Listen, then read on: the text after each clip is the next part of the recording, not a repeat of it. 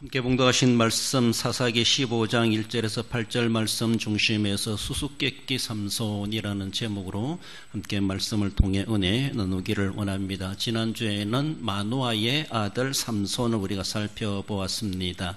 어쩌면 부모님은 하나님의 사자를 만나게 되고 그 아들은 하나님의 영이 임하여서 어쩌면 무명의 마노아의 가정이 유명한 가정이 되게 되어 있고, 단순한 그들의 신앙생활만이 아니라 이스라엘의 어쩌면은 구원에 직결되어지는 하나님 앞에 아주 중심적인 가정으로 쓰임받는 그런 가정이 되었다라는 것, 다 하나님의 은혜이죠. 그렇습니다. 하나님의 사자를 만난 부모님의 영성뿐만 아니라 나시린으로 태어난 또 삼손도 하나님의 영이 임한 자로서 그렇게 살아가고 있지만, 그러나 삼손이 크면서 지극히 개인적인 실수하는 생활이랄지라도 하나님은 결국은 구원자의 본능을 발휘하며 공인으로서의 그 사명도 감당해 갈 수 있도록 하나님께서 삼손의 허점과 실수마저도 하나님은 다듬어서 하나님의 일을 행하여 가시는데, 그래 삼손을 또 그렇게 쓰고 계시다라고 하는 것을 볼 수가 있습니다. 오늘은 이게 삼손이 수수께끼 낸 그 일로 인하여서 주어지는 계속 꼬리에 꼬리를 무는 악순환, 이런 일들이 일어나게 되는데 상당히 삼손은 경솔한 행동이었다, 이렇게 볼 수가 있습니다. 개인적으로 바라볼 때 삼손은 상당히 경솔한 행동, 감정적이고 실수하는 그런 일들이 얼마나 많습니까? 우리들도 살아가다 보면은 한편엔 지극히 개인적인 성향이 드러날 때가 있고, 그래도 때로는 그래도 내가 목사인데 장로인데 성도인데 이런 개념을 갖다 보니까, 공인의식을 갖다 보니까 절제하기도 하고 참을 수도 있고, 그래서 하나님 앞에 믿음으로 살려고 몸부림치는 그런 공인의 입장이 되기도 한다라는 것을 볼 수가 있는데, 삼손이 상당히 하나님의 영이 임한 사람이지만은 그 행동 거지가 보면 상당히 경솔하고, 어쩌면은 하나님이 주신 귀한 은사를 너무나도 가치 없이 사용하는 것은 아닌가, 이렇게 볼 정도로 삼손은 하나님께 바쳐진 자임에도 불구하고 그 인생이 상당히 지극히 개인적인 일들을 앞세워가는 그런 모습을 보면서 저는 어쩌면 경솔한 삼손이다, 이렇게 말할 수가 있고, 그래서 수수께끼 같은 삼손이다, 이렇게도 볼 수가 있다라는 겁니다. 본문의 말씀을 통해서 함께 살펴볼 때 먼저는 신부를 잃은 신랑을 상고해 봅니다. 수수께끼 낸 결과 그 후유증을 앓고 나타난 문제라고 볼 수가 있죠. 1절에 보면은 얼마 후 밀거둘 때에 삼손이 염소 새끼를 가지고 그의 아내에게로 찾아가서 이르되 내가 방에 들어가 내 아내를 보고자 하노라 하니 장인이 들어오지 못하게 하고, 이 말씀이 일어난 이전의 사건의 내용들을 조금 여러분들에게 줄거리로 말씀을 드린다면은, 삼손이 블레셋 여자를 좋아해서 그 여자하고 결혼하려고 그렇게 했다라고 지난주에 살펴보았습니다. 부모님이 안 된다고 하지만은 결국은 삼손의 고집대로 그 여자를 아내로 삼기 위해서 일명 우리로 보면은 부모님을 모시고 이제 블레셋 땅으로 상견례하러 가게 됩니다. 상견례하러 가면서 어떤 일이 있는가 하면은 젊은 사자를 만나게 되죠. 옛날에 이런 산에도 호랑이가 나타났다는데 사자를 만나게 됩니다. 이전 성경은 새끼 사자 이렇게 말하는데 요새 이제 성경은 젊은 사자. 그러니까 단순한 강아지 같은 새끼가 아니라 상당히 힘이 이제 솟아나는 그런 사자.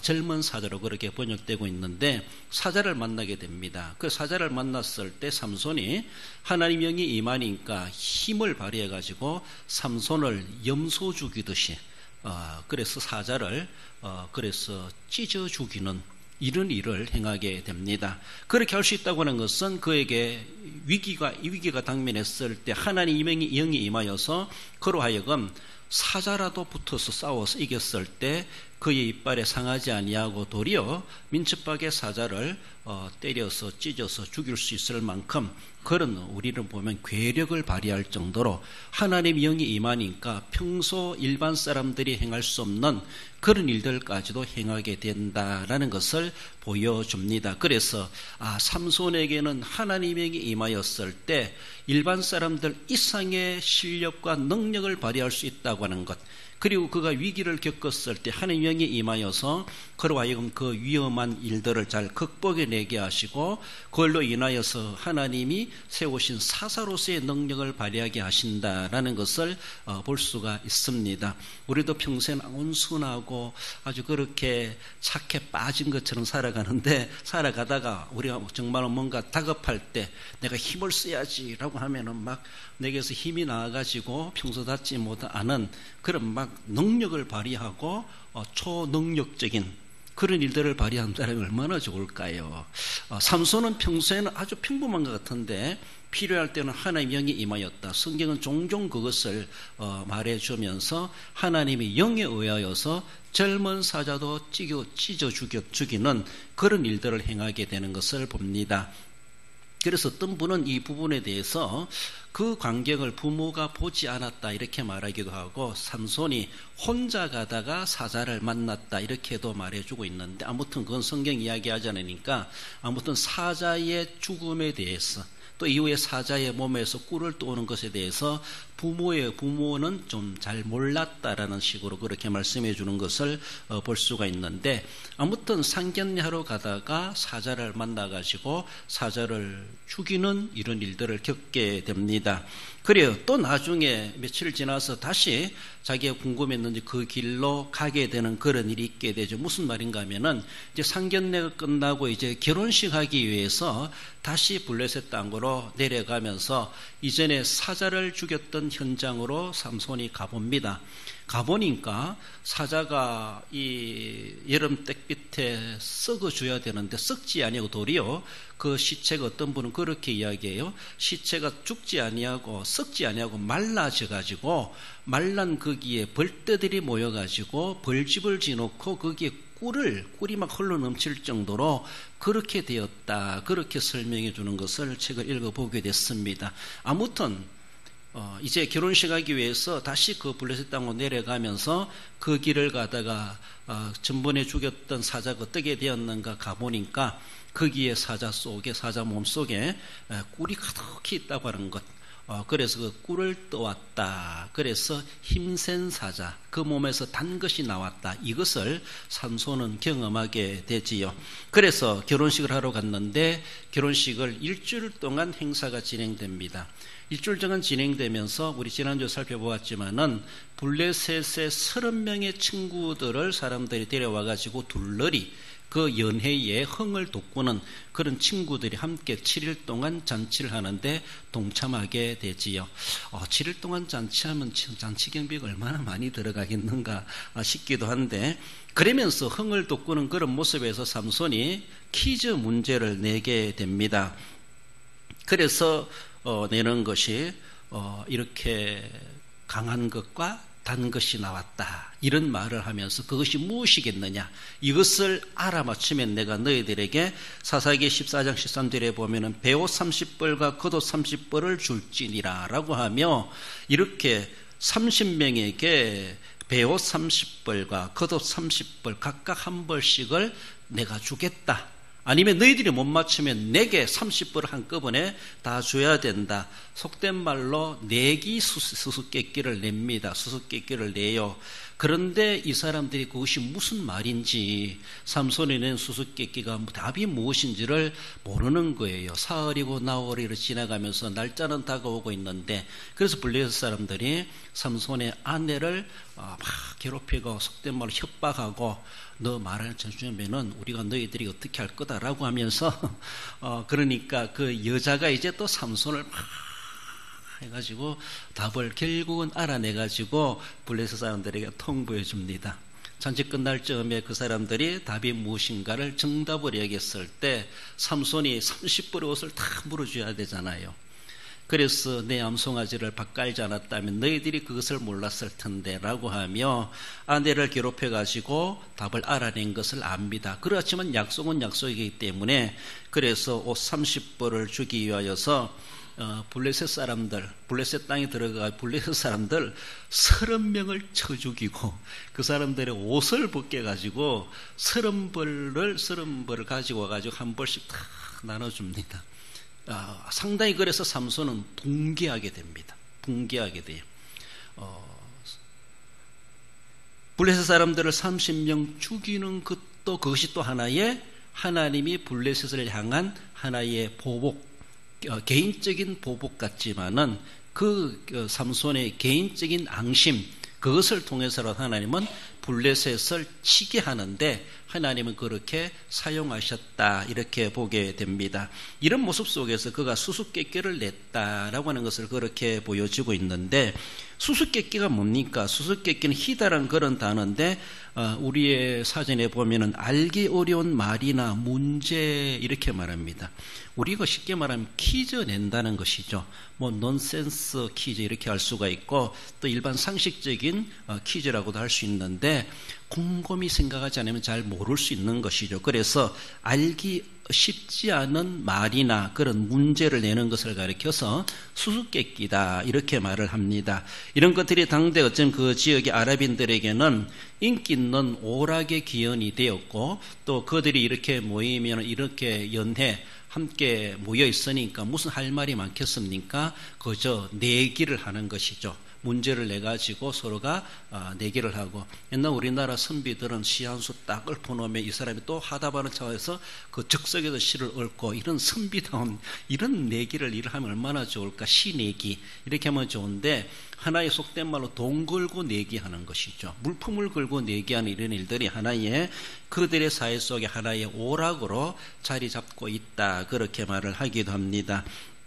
결국은 그 수수께끼로 인하여서 결국은 삼손이 졌기 때문에, 그들이 답을 알았기 때문에 14장 19절에 보면 아스골론에 내려가서 그곳 사람 30명을 쳐 죽이고 노력하여 수수께끼 푼 자들에게 옷을 주었다, 이렇게 말씀하고 있습니다. 그래서 30명을 블레셋 사람들을 죽이고, 이것이 벌써 이미 블레셋을 향한 구원자로서 행하는 응징이죠. 응징. 어떻게 보면은 삼손의 개인적 보복이죠. 화풀이죠. 그렇지만 그것은 하나님이 삼손의 계력을 통해서, 힘을 통해서 블레셋을 치게 하시겠다, 블레셋을 복종시키시겠다라고 하는 하나님의 일면의 일이었습니다. 하나님이 하시는 일이라는 것이죠.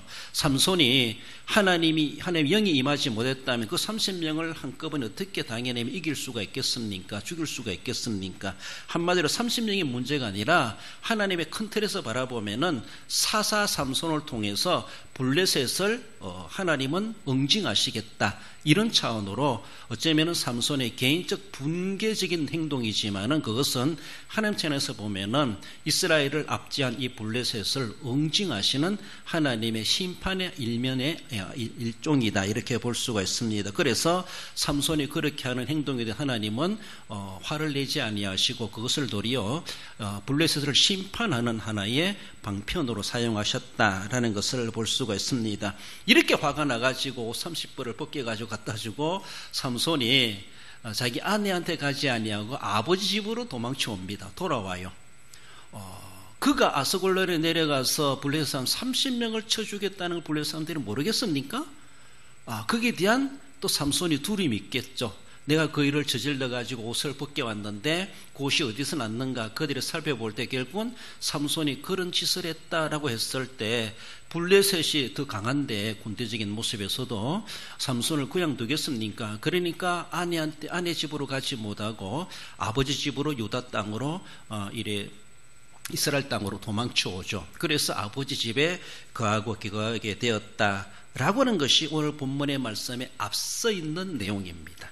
그리고 오늘 본문에 이제 나중에 이제 아내를 데리러 가기 위하여서 염소 새끼를 가지고 처가에 갑니다. 한마디로 빙패죠, 빙패. 결혼할 때도 아내를 내가 맞이하는 만큼 아내에 대한 몸값을 처가 쪽에 옛날에 그렇게 돈을 준다든가 땅을 준다든가 동물을 준다든가 이런 것들이 있죠. 그래서 어쩌면은 삼손도 그 여자를 아내로 삼기 위하여서 서로 상견례할 때 서로가 협상이 되지 않았겠는가. 그러면 우리가 집을 해주겠다, 우리가 뭐 해주겠다 이렇게 하는 것처럼 그래서 빙패를 이미 물어줬습니다. 그 아내 값으로. 그렇죠? 그래서 그 아내를 바지하게 됐는데 이제 다시 아내를 찾으러 가면서 다시 염소 새끼를 또 가지고 장인을 찾아가게 되는 그 모습이 오늘 본문에 시작이 되는 그런 모습을 볼 수가 있습니다. 그 장인이 그녀를 다른 사람에게 주었다라고 하며 오늘 본문에 그렇게 말하니까 삼손이 다시 뿔이 납니다.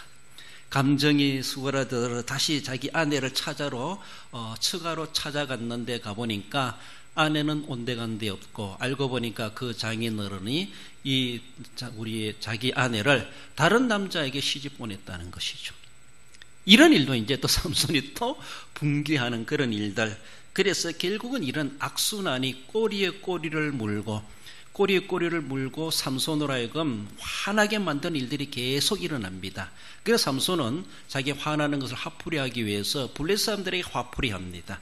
개인적으로 보면은 삼손의 감정적인 행동이고 삼손의 정말로 그런 붕괴하는 삼손의 복수극이라고 볼 수가 있지만은 하나님의 틀에서 바라보면은 이스라엘을 구원하기 위한 블레셋에 대한 하나님의 응징, 하나님의 심판의 일정으로 삼손의 개인적 감정을 개인적 이러한 보복 심리를 하나님은 이용하고 계시다 이렇게도 볼 수가 있습니다. 이런 모습 속에서 아무튼 이렇게 악순환이 꼬리에 꼬리를 물고 있는데 우리가 이제 삼손은 하나님께 쓰임받는 하나의 도구로 바라볼 때 그렇게 사용되니까 그것마저도 하나님이 용납하시지만요 우리도 그렇게 해도 되겠다 이런 것은 결코 아니라는 겁니다. 그래요, 우리가 뭔가 억울함을 당했습니다. 화가 납니다. 참지 못할 그런 일이 있고 너 죽고 나 죽고 하자 막 이런 극단적인 행동까지도 유발할 만큼 우리의 감정이 솟구칠 수가 있을 수 있는 그런 일들이 이 세상에 벌어질 수 있습니다. 그렇다고 해서 너희들이 그렇게 생각 나는 내가 하겠다라고 하면서 자기가 뭔가 응징하려고 하고 그래서 삼손처럼 사람들을 막 죽이고 이렇게 하는 것은 오늘 법치주의 우리나라에서 우리 세계에서 이런 것들은 이해될 수 없는 일이고 상식으로 통할 수 없는 일이고 내가 도리어 더 큰 피해를 봤으면서도 더 큰 범법자가 될 수가 있고 세상뿐만 아니라 하나님 앞에서도 도리어 그것이 범법이 될 수가 있다. 죄가 될 수가 있다는 것을 우리는 늘 생각해야 됩니다. 그래서 크게 보면은 하나님께 맡겨두는 것이 우리의 신앙의 모습이지만 또 세상적으로 바라보면은 세상적으로도 법률 안에서 해결할 수 있는 그런 일이 있기 때문에 내가 보복해야 된다. 내가 응징해야 된다. 나 경찰 다 못 믿는다. 법을 다 못 믿는다. 물론 그래요. 법으로 다 해결할 수 없는 내 감정과 내 보복 심리를 다 해결해 줄 수 있는 그만큼 폭이 넓지를 못하고 세미하게 법률이 없기도 합니다. 그래요. 그렇지만은 일단은 세상적인 모습에서도 그 질서를 우리가 지켜가는 것은 중요하기도 하고 정말 억울하지만 그래도 참을 줄 아는 것도 우리에게 필요하다라는 겁니다. 고대 삼손 시대처럼 그런 법이 시행되지 않는 아주 그렇게 세미하게 없는 오늘 시대처럼 되지 않은 그런 시대는 자기 힘을 가지고 자기가 뭔가 하겠다라고 우리 오늘날의 영화 보면 그런 일들이 일어나는 것처럼 공권력을 의지하지 않고 자기 마음대로 뭔가 보복 심리를 이용하려고 하는 것은 상당히 위험한 일이기도 하다라는 것을 볼 수가 있습니다. 그러나 세상은 자꾸만이 힘의 원리를 내세워가지고 힘 있는 사람들은 참지 못하고 자기 힘으로 뭔가 해결하려고 법도 무시하고 윤리도 상식도 무시하고 일들을 벌려가는 그런 사람들이 얼마나 많은가. 이것이 현재 세상이고 힘의 원리를 원칙으로 삼고 살아가는 사람들이 무모한 그런 행동들이고 살아계신 하나님에 대해서도 어쩌면은 무시해버리는 그런 행동이 될 수가 있다라는 것을 우리는 늘 생각하며 이런 악순환의 꼬리에 물지 않도록 내가 그렇게 보복했으면 상대방은 또 가만히 있습니까?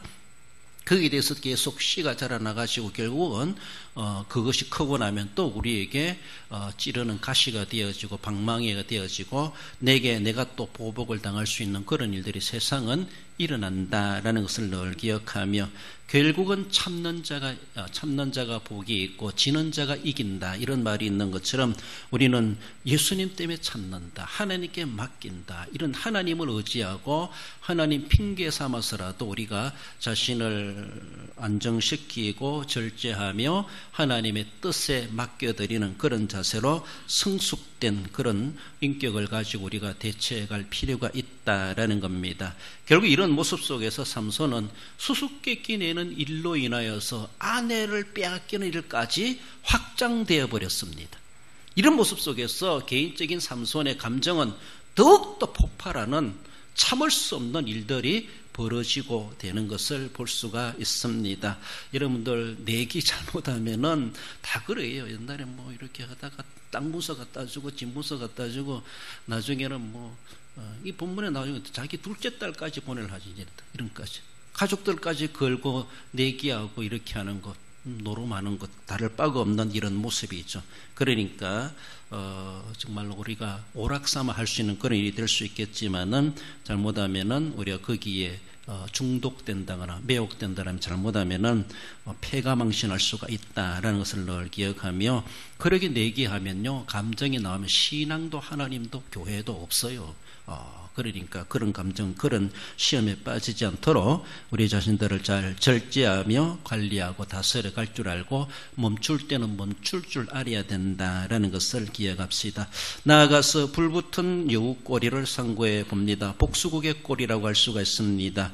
4절에 보면은 삼손이 가서 여우 300마리 꼬리와 꼬리를 메고 두 꼬리 사이에 한 해를 달고 불을 붙이고 삼손의 장인은 삼손이 자기 딸을 두고 그를 삼손이 이제 결혼식 하거나 왜 딸을 데려가지 않느냐 30명을 죽이고 옷을 갖다 주고 붕괴해 가지고 딸은 부인은 그 처가에 놔두고 자기 혼자 아버지 집으로 도망쳐 가 버렸잖아요. 이러니까 장인이 핑계대는 말이 뭔가 하면은 나는 자네가 우리 딸을 미워하는 줄 알았다. 그래서 내가 그 상간에 다른 남자에게 보내버렸다. 이렇게 말합니다. 그러니까 그리고 저 동생이 있지 아니하냐. 동생을 대신 아내로 삼으면 안 되겠나? 이런 식으로 제시합니다. 하나의 어쩌면 핑계거리이고 합리화적인 이유가 될 수도 있겠죠. 있는데 과연 그 장인이 정말로 하나님이 짝지어 주신 부부가 되었다는 것에 대해서 나중에 사회가 돌아온다라면은 아니면 아니더라도 자기 딸을 데리고 사위 집을 찾아가야 되죠. 너희들은 하나님이 짝지으신 가정인데 정말로 그렇게 가정을 지켜가야지라고 하며 이렇게 했어야 되지 않겠는가. 물론 그들은 블레셋 사람이기 때문에 하나님에 대한 제대로 그런 도리를 몰랐을 수 있겠지만은 그러나 나중에 삼손은 찾아가지 않습니까? 위험을 무릅쓰고라도 다시 블레셋 땅으로 들어가지 않습니까? 블레셋 사람들이 삼손을 찾으려고 했을 수도 있을 겁니다. 블레셋 사람들 30명을 쳐 죽이고 옷을 발가벗기고 옷을 다 빼앗아 갔기 때문에서라도 삼손을 기다리고 있을 수도 있고 어쩌면은 장인의 집에 이렇게 숨어가지고 삼손 오기만 해봐라 라고 하며 함정을 파놓고 있을 수도 있습니다. 함에도 불구하고 삼손은 염소새끼를 가지고 자기 아내를 찾으러 찾아갔지만은 결국은 아내는 땀난 자에게 가버렸고 결국은 장인이 말하기를 동생을 데려가라 이런 식으로 말하고 있습니다. 그 옛날 라반이 야곱을 썩여가지고 그래서 아주 물질적인 욕심이 있었던 장인이 아닌가. 그러면은 둘째 딸을 데려간다면 다시 너가 7년 동안 더 일해라. 야곱에게 라반이 그렇게 그의 노동력을 착취하려고 했던 것처럼 둘째 딸도 데려가면서 다시 빙패를 내라라고 하며 이렇게 제시하려고 하는 물질욕에 있는 장인의 저의가 아니었겠는가 그렇게 보기도 합니다. 아주 건전하게 볼만한 핑계는 아니다 이렇게 일단 해석하기도 합니다. 아무튼 삼손이 이런 지하에 거절합니다. 나는 내 아내 아니면 둘째고 셋째고 필요 없다. 그러니까 내 아내를 내놔라 이런 것이죠. 그래서 장인은 벌써 보냈다는 것이죠. 딴 남자의 여자가 되었다는 것이죠. 이러니까 아내를 빼앗겨버리는 아내를 잃어버리는 삼손의 처량한 처지가 되어버립니다. 이러니까 삼손이 아내 없으니까 다시 장가가면 되지, 이것이 아니라 일편단심 그 아내를 사랑하고 좋아하는데, 그래가지고 좋아하는 만큼 또 붕괴하게 됩니다. 붕괴하게 돼요. 그래서 일어난 것이 여우 300마리를 잡아가지고 2마리씩 꼬리를 묶어가지고 거기 횃불을 달아가지고 온 곡식밭에 포도원을 뛰어다니면서 불지르게 만드는, 아이러니한 것은 어떻게 여우 300마리를 잡았을까 잘 모르겠어요. 거기에 대해서는. 그것도 하나님께서 하나님의 영이 어떻게 인도하신 것이 아닌가, 아니면 여우를 먹이는 그 집에 가가지고 탁 털어가지고 어떻게 빠른 여우를 잡아가지고 꼬리를 묶어가지고 횃불을 달았는지 알 수 없지만은, 하나님께서 노아에게 방주에 모든 동물들을 태우려고 했을 때에 어쩌면은 동물들이 저절로 찾아오게 하지 않았겠나. 노아가 산속 돌아다니며 사자야 오너라, 호랑이야 오너라 다 불러오고 그러진 않았을 것 같아요. 하나님께서 딱 시간이 되었으니까 동물의 본능, 살기 위하여서 짝짝짝짝짝짝 그렇게 암수가 찾아오지 않았겠나. 하나님이 다 창조주의 능력으로 이끌어 오셨다. 아담이 그 전에 이름을 짓도록 하기 위해서 아담 앞에 동물들이 지나가게 하시는 창세 때 하셨다는 것처럼, 하나님은 동물들도 그렇게 인도하실 수 있는, 오게 하실 수 있는, 그쵸? 예수님께서 배 오른편에 그물을 내려라, 물고기 떼가 어디로 가는지 알고 있습니다. 그래요. 가서 낚시를 해봐라. 그 입에서 동전을 얻을 것이다. 하나님은 그렇게 하실 수 있습니다. 어쩌면은 300마리 삼손이 어떻게 잡아왔겠나 그 고민하지 마시고 하나님의 영이 임하였어요. 하나님이 배후에 탁 해주셨어요. 그리고 인간 생각으로 보면은 사람들은 이거 너무 소설 같다, 사람들은 그렇게 할지 모르지만은 하나님의 창조주의 능력을 모르기 때문에 이해를 못하는 거예요. 그래요. 이미 노아가 그래 하지 않았습니까? 예수님이 이미 고깃대가 물속에 어떻게 돌아다니는지 다 알고 있지 않습니까? 낚시를 딱 던지는 그 입에서 어떻게 동전이 나올 줄 어떻게 알겠습니까? 하나님이 하시는 거예요. 그러니까 그건 하나님의 범주에서 하나님이 도와주셨을 것이다. 충분히 우리는 그렇게 얼버무리는 것이 아니라 그렇게 이해하고 믿어야 돼요. 그거 가지고 굳이 고민할 필요 없어요. 그래서 아무튼 300마리를 잡아가지고 2마리씩 꼬리를 묶어가지고 횃불을 달아가지고 뛰어다니게 해가지고 온 곡식밭을 태워버리게 했다. 이런 일들. 3절에 보면은 이번은 내가 블레셋 사람들을 해할지라도 그들에게 대하여 내게 허물이 없을 것이니라 하고, 너희들이 내 아내를 빼앗아간 것 난 더 이상 참을 수가 없어. 이번엔 내가 너희들에게 보복하는 것은 정말로 정당성이 있다라고 하면서 자기의 정의로움을 주장해 가면서 300마리를 풀어놓는 것이죠. 2마리씩 짝 지어가지고 150쌍이라 할 수가 있죠. 그래서 밭을 태우겠다는 것이죠. 5절에 보면은 블레셋 사람들의 곡식밭으로 몰아들여서 곡식단과 아직 배지 아니한 곡식과 포도원과 감람나무를 사른지라. 다 키우는 그 밭에 추수할 때가 되었는데 우리가 홍수에 잠기는 것처럼 불이 나가지고 다 태워버리는, 얼마나 블레셋 사람들이 또 붕괴하겠는가. 그들의 감정을, 그들의 곡식 창고를 불태운 거나 다를 바가 없는 이런 일들 인해서 어쩌면은 삼손이 이제는 막 정말 공개적으로 강대강으로 부닥치는 감정의 감정, 서로의 보복의 보복, 이런 여우꼬리, 보복극이 꼬리에 물고 있는 이런 일들이 이제 계속해서 일어나고 있는 것을 볼 수가 있죠. 이런 삼손의 분노는 그의 장인의 잘못된 처리였다. 삼손이 왜 그렇게 했을까? 블레셋 사람들이 상식적으로 생각해 볼 때 그의 아내를 다른 남자에게 줘서 삼손이 화가 나서 그랬다더라. 이러니까 또 블레셋 사람들도 그래도 상식적이니까 그 장인의 집에 찾아가가지고 그 집을 불살라가지고 장인도 그 집의 그 식구들도 죽게 만듭니다. 이러니까 삼손이 또 화를 나는 거예요. 또 자기 장인의 처가를 완전히 몰살되게 만드는 이 블레셋 사람들, 이런 모습에서 삼손이 또 거기에 대해 또 감정을 나타내게 되는 것이죠. 그래서 6절에 보면 블레셋 사람들이 올라가서 그 여인과 그의 아버지를 불사르니라, 이렇게 불사라 놓으니까 삼손이 또 거기에 대한 감정적 반응을 나타내가지고 8절의 말씀, 블레셋 사람들의 정강이와 넓적다리를 크게 쳐서 죽이고 내려가서 에담바이텀에 머물렀더라.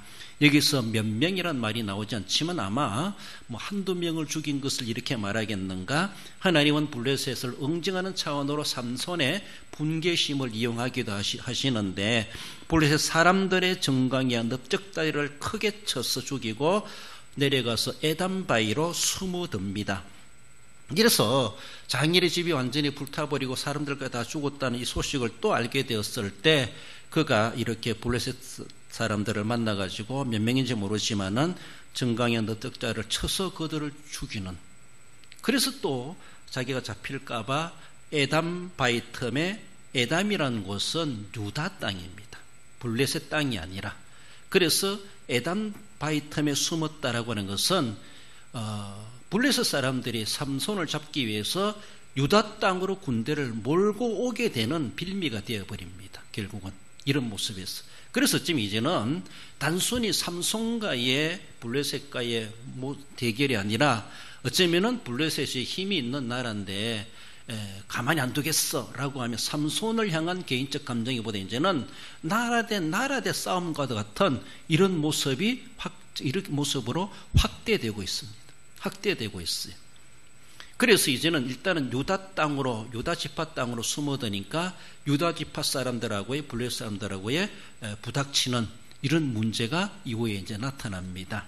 그래서 어쩌면은 삼손이 도리어 블레셋 군대를 몰아오게 하는, 쳐들어오게 만드는 하나의 빌미가 제시되는 것이 에담바위 틈에 와서 숨어 있었다는 것이죠. 이후에 보면 이제 블레셋 군대가 와가지고 유다 사람들에게 삼손을 내놔라, 안 내놓으면 너희들은 내가 동네를 초토화시키겠다, 이렇게 협박을 하는 일들이 나타나게 됩니다.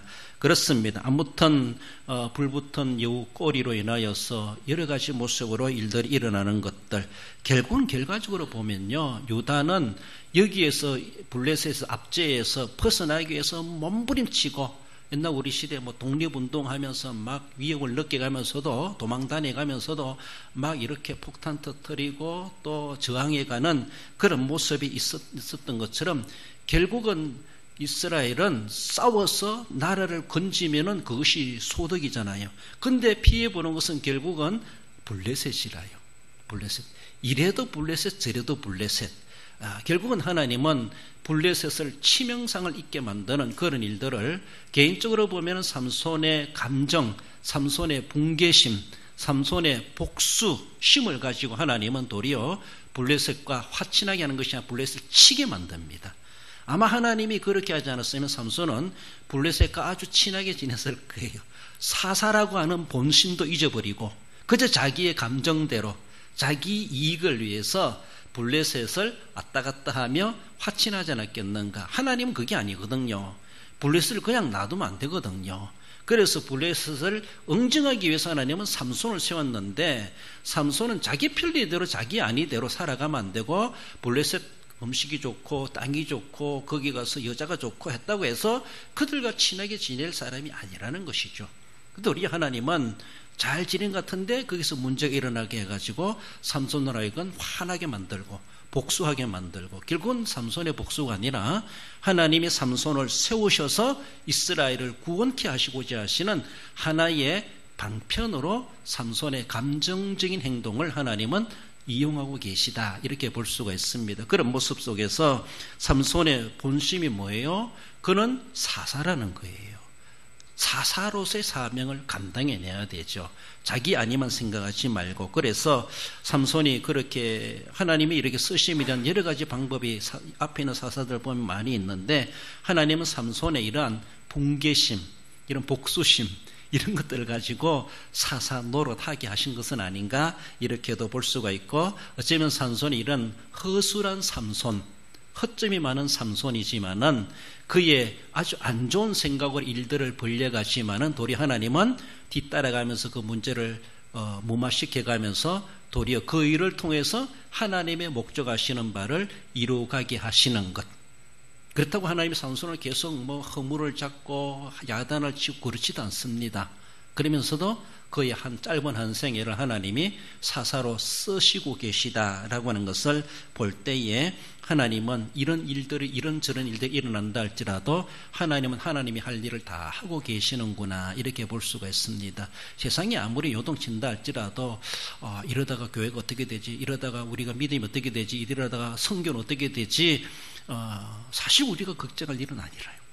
하나님이 하시는 일이고, 또 하나님이 교회를 주인이시고, 하나님이 하나님 나라 성교회 가시고, 우리를 통해서 하시지만은, 그래요, 할 수 있으면은 평안하고 부흥되고 발전하고 흥하는 그런 가운데서 우리가 즐겁게 하나님을 섬기고 또 하나님 나라 확장해 가는데 쓰임 받을 수 있다면 얼마나 좋겠는가라고도 생각할 수 있겠지만은, 삼손 개인적으로 보면 그 인생을 완전히 망가지게 하시면서 하나님은 이스라엘을 구원케 하시는 그런 일들을 이런 방법도 하나님은 쓰고 계시다라고 볼 수가 있고, 또 어쩌면은 우리의 허점 많은 실수를 통해서라도 하나님의 일은 실수되지 않게 하고 잘못되지 않게 하고 도리어 우리의 허점을 무마시켜 가시면서라도 해결해 주시면서라도 하나님의 뜻하신 바를 결국은 이루어 가시는 우리 하나님이시다. 하나님이 시작하셨고 하나님이 결론을 끝을 맺어가시는 우리 하나님이시다라고 하는 것을 우리는 생각해 볼 수가 있습니다. 때로는 그럼 나의 감정도 하나님 그렇게 사용하시겠지, 이렇게 해가지고 아무렇게나 감정 폭발하고 그렇게 하라는 것이 아니라 늘 우리는 자신을 절제시켜가며 하나님 앞에 또 사람들 앞에 허물이 드러나지 않도록 우리를 관리해 갈 수 있는, 우리는 그저 개인적이 아니라 나는 성도다, 나는 개인이 아니라 공인이다, 이런 자세를 가지고 내게 맡기신 하나님의 사명이 무엇인가, 늘 사명의 본심을 가지고 자신의 본분에 충실해 가고자 하는 그런 자세가 필요합니다. 그래요, 삼손의 스토리가 상당히 많이 흥미진진하게 진행되고 있는데, 오늘은 이 정도까지라고 볼 수 있을 때, 여러분들 어떤 일이 있었을 때 감정이 막 삼손처럼 잡을 수 없어, 이제는 정당한 행동이야 하면서 보복을 이루어가는 그런 일이 있다 할지라도 잠깐 머물러 가시고 무릎 꿇고 하나님의 뜻이 무엇입니까? 하나님 내가 어떻게 해야 되겠습니까? 우리는 적어나마 기도할 수 있고 하나님의 뜻을 물어갈 수 있는 그런 자세를 갖추어가고, 그리고 또 그런 경험이 있는 사람들, 어쩌면 신앙이 깊이 있는 사람들하고 함께 의논해가며 지혜롭게 처리해가는 것이 우리에게 필요하다라는 겁니다. 찬송가 549장에 보면은 내 주여 뜻대로 행하시옵소서, 온몸과 영혼을 다 주께 드리니 이 세상 고락간 주 인도하시고 날 주관하셔서 뜻대로 하소서. 우리 찬송을 부르고 있는 찬송 가사를 생각한다 할지라도 그래요, 하나님은 삼손의 허점이라 할지라도 늘 공인으로서 대해 주셨고, 그의 실수를 할지라도 보복이라 할지라도 하나님은 하나님 뜻을 이루어 가시는데 귀중하게 쓰고 계셨다라는 겁니다. 예수님께서 이 땅에 오셔서 십자가에 달려 돌아가시기까지 하신 것이 뭡니까? 내 주여 뜻대로 행하시옵소서. 내 뜻대로 하는 것이 아니라 내 감정이 그렇다고 나는 정당한 보복이야, 막 정당하다 할지라도 나라의 법도 못 믿어 한다 할지라도, 그렇다 할지라도 우리는 나라의 법은 못 믿어도 하나님의 법은 믿잖아요. 하나님이 계시잖아요. 우리는 그 차원에서 우리는 우리를 다스려가고 절제해 갈 수 있어야 되죠. 온몸과 영혼을 다 주께 드립니다. 온몸과 그 영혼 속에는 말 못할 사정이 많아요. 사람들이 이해해 주시지 않는, 도리어 오해받는, 도리어 내가 나쁜 사람으로 취급될 수도 있어요. 온몸과 영혼을 다 주께 드린다는 것, 요건 빼고 조금 빼고가 아니라는 것이죠. 그렇다 할지라도 하나님께 내가 다 드리오니 고락간 주 인도하시고 날 주관하셔서 뜻대로 하시옵소서. 우리 예수님이 그렇게 기도하셨고 그렇게 사명을 감당하심으로 진정한 구세주로서의 우리에게 되지 않으셨습니까? 그런 모습 속에서 어쩌면 삼손처럼 내가 힘이 있으니까, 난 능력이 있고 돈이 있으니까, 난 건강하니까, 너무나도 섣부른 행동이다 생각하시고 하나님이 계시다는 것을 알고 하나님의 뜻을 우리는 묵상하고 하나님의 감동해 주시는 대로 주님의 뜻을 이루어가는 데 귀중하게 쓰임받을 수 있도록 해가야 할 것입니다. 결론적으로 읽어봅시다. 하나님께서 하나님께서 주신 은사를 자기를 위한 소모품이 아님을 알고 항상 두렵고 떨림으로 신중하게 활용하여 오직 하나님의 뜻을 이루게 하시는데 합당하게 쓰임받기를 소망하는 성도가 됩니다. 삼손은 은사로 바라볼 때 하나님께서 힘이라고 하는 은사를 주셨습니다. 그것을 아주 신중하게 그래 사용해야 되는데 그저 수수께끼, 놀이, 오락 아주 가볍게, 그래서 제가 경솔하다 이렇게 말하는 거예요. 은혜 받았으면 정말 묵직하고 하고 티 내지 말고 하나님의 뜻을 구하며 그렇게 묵직하게 사용할 수 있어야 되는데 은사를 아주 남용해 가는 이런 모습, 자기 보복해 가는데 하나님 주신 은사를 이용하지 않습니까? 얼마나 경솔합니까?